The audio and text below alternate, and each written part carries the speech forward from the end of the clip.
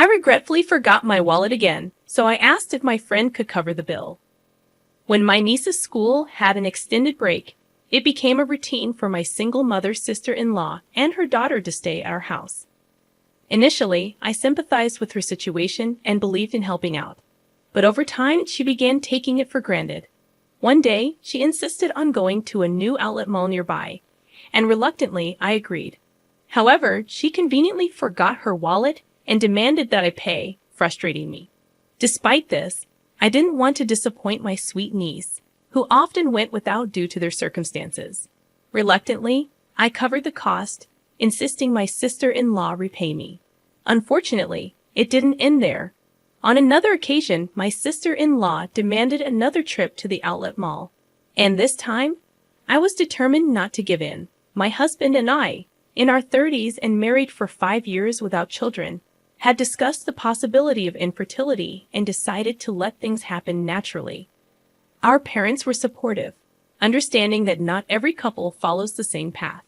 Though still hopeful for children, we were planning our future without excluding the possibility of living without them. My younger brother, still single, once joked about having lots of kids for my share, seemingly unaware of our fertility discussions.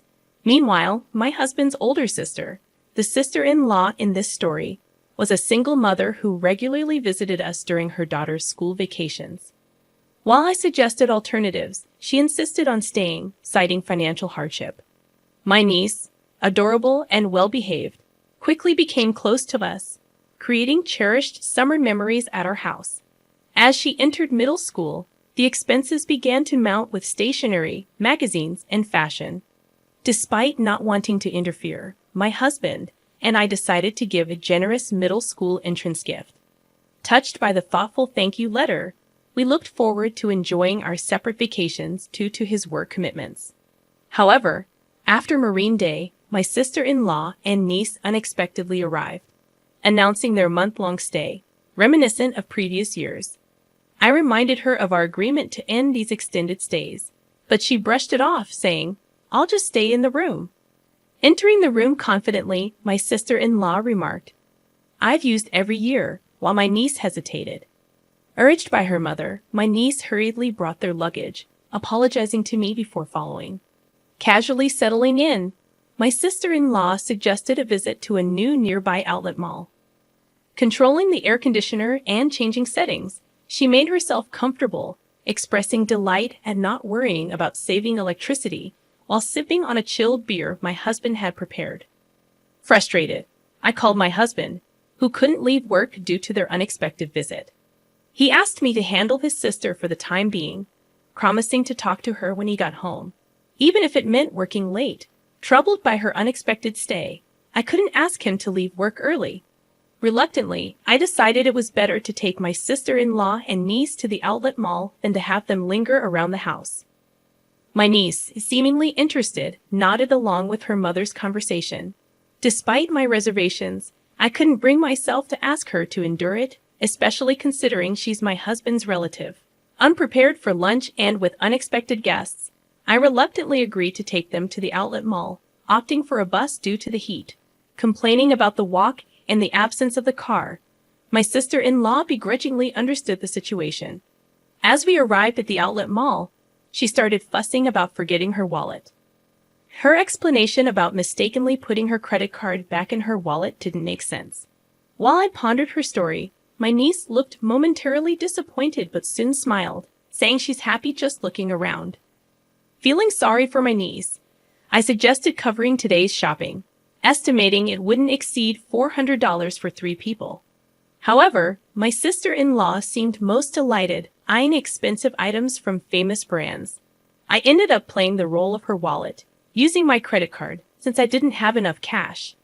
Demanding repayment as soon as we got home, my sister-in-law claimed she couldn't do it right away, citing a lack of cash and a forgotten bank card.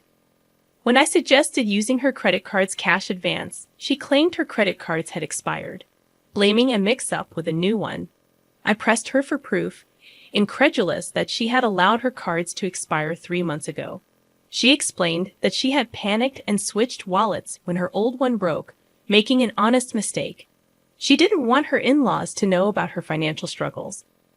Having already burdened them with the divorce, I found it challenging to be too harsh with my sister-in-law, especially since she promised to repay me once back at her house.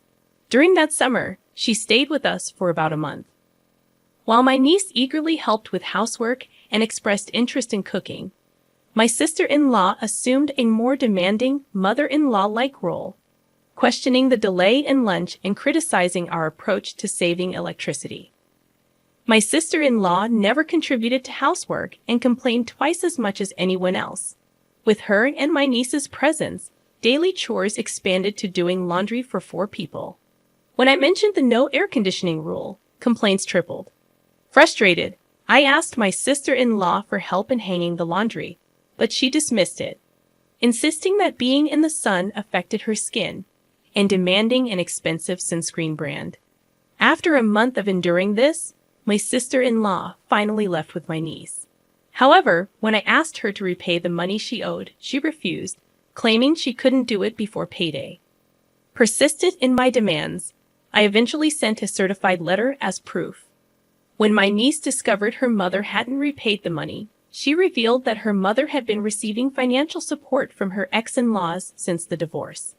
My niece promised to take responsibility and repay me from the financial support her mother received. She also expressed concern about her mother's increasingly sloppy lifestyle, embarrassing her. This situation fueled my anger towards my carefree sister-in-law. With my niece approaching high school and college expenses looming, I felt compelled to teach my sister-in-law a lesson. Taking advantage of the school break, my sister-in-law and niece stayed with us again. Immediately upon arrival, my sister-in-law demanded a trip to the outlet mall, claiming she needed winter clothes. Sensing a potential repeat of her carelessness, I had already contacted some allies. After about 2 hours of shopping, my sister-in-law called, admitting she forgot her wallet and requested I cover the cost. Half of me thought it was typical, while the other half was exasperated.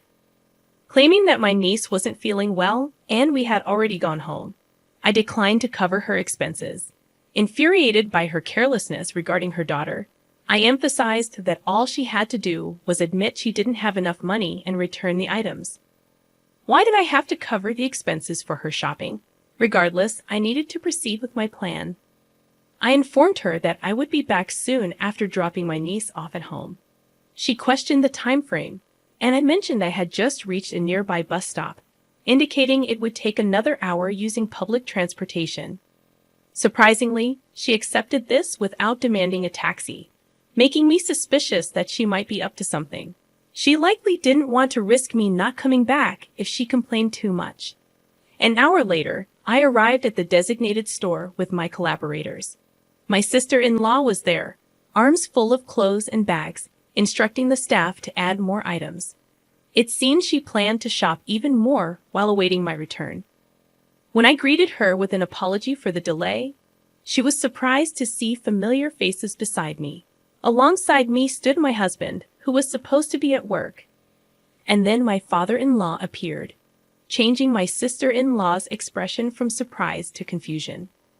She stammered, questioning why my husband was there.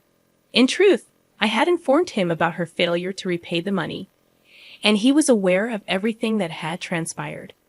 He had agreed with my plan and was actually at home on a day off, hiding in the bedroom when my sister-in-law arrived. I had followed our plan and told her he was at work, and she believed me without checking. After hearing the story from my niece, my husband agreed that we should inform his parents. We reported everything, including her extended stay and refusal to repay the money. When I explained our plan for the day to my in-laws, they were furious, saying it was outrageous. After separating from my sister-in-law at the mall, I immediately contacted them. My husband had driven ahead and waited for us. My niece and I left my sister-in-law and went to the parking lot, where my husband was waiting to drive us to a hotel to meet my in-laws.